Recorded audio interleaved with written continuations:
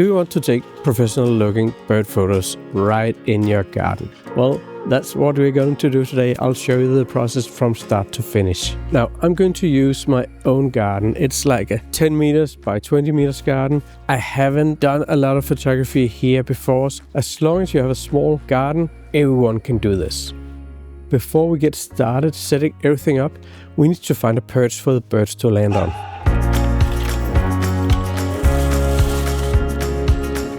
I'm looking for a small branch or piece of wood that look kind of natural and that I can get the birds to land on. Preferably I want something that's like bending and twisting a bit. Something for the birds to explore in a way. So let's see what we can find. Now this could actually be ideal. There's a small mushroom there. This is a candidate, I'll save it. So we have a few options now, and none of them are studio perfect. And you don't want them to be, at least in my opinion. I want them to look as natural as possible. Let's stay, or let the audience stay a bit in the illusion that this is a natural shot, which it isn't. So normally, the birds are in one of these trees, waiting and resting, and then they'll go back and forth to this feeder over here. But we don't want to capture the birds at the feeder. So we want to set up our perch in the middle, or set up a perch and place a feeder just below it. Anyway, I cheated a bit and put these in the ground a couple of days ago. So it's ready. You could use a small table or something like that. It should fit with the height that you'll be shooting from, more or less on the same level. I can use this as the foundation, and I could even shoot from these, but maybe this one is a little bit nicer like this, or I can try some of the others until I find something I like. I won't be having the bottom in the frame, so it'll be like only this part.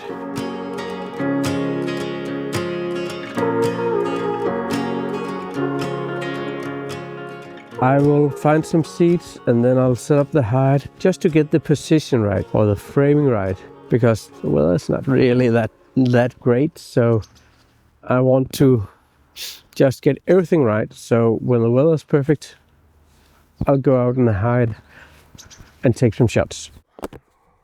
I filled up the coconut with different kind of seeds like peanuts and sunflower seeds, and really just a mixture of whatever you can get that the birds like. Right now I'm feeding both on the feeder and this one and in the tree. But when you get in the hide and you want to take some photos, you should limit those spots to only this one. The birds make this kind of queuing system where one of them hops onto this one, goes to the small feeder, take a few seats, and then fly back up in the branches. So you can get a shot of the birds when they land on this middle station. So this usually works very well. I'll place a few more seats on the branch itself and just see how the birds are landing. You can put some seats in the moss and it won't be visible from the hide or from the camera.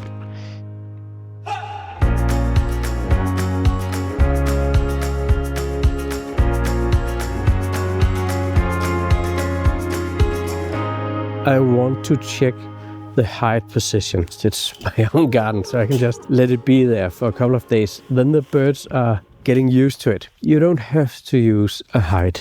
Several times I've just been sitting under some shelter over here, watching the birds, taking a few shots. But the reason a hide can be beneficial is when they don't think you're there, you can get within like 5-6 meters. If I'm like standing like I am now with the camera, then maybe I have to be like 8 or 10 meters away. So that's a clear benefit.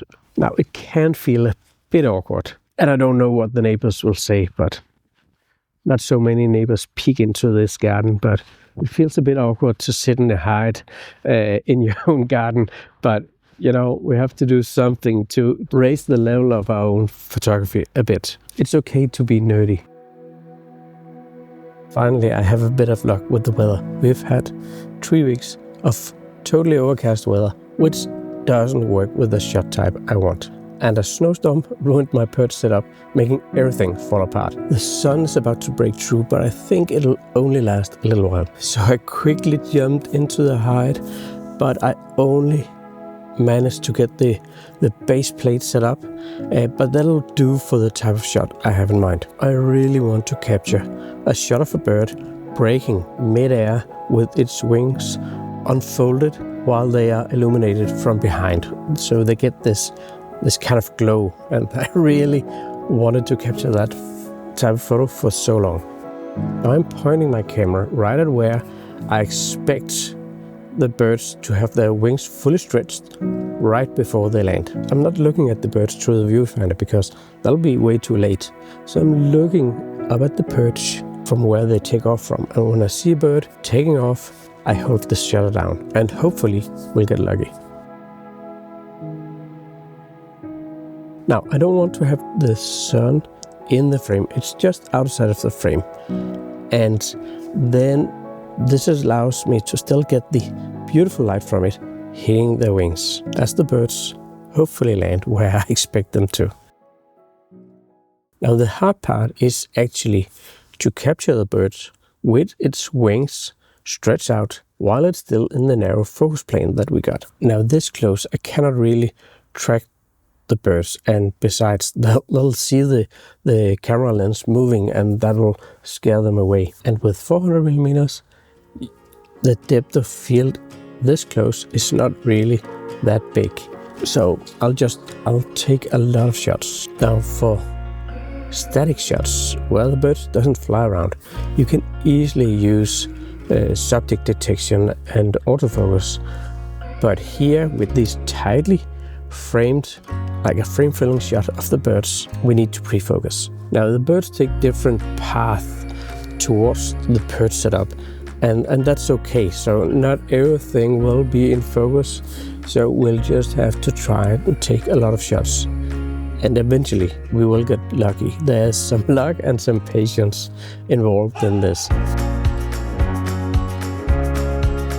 Why don't I just crank up the aperture to get everything in focus from front to back? But I don't want the background in focus. I want this shallow depth of field. And besides that, I'm already at ISO 4000 right now.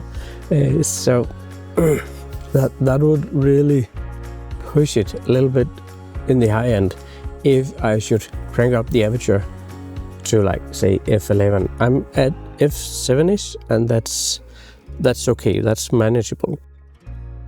We're quite close to the birds and the action happens very fast within the frame. So I'm at a shutter speed of 1/3200. Now I do use a bit of exposure compensation. I'm at -1 or sometimes -1.7. I really don't want to overexpose the wings. So this is something to look out for. It can easily, the highlights when the wings are backlit, they can easily blow out.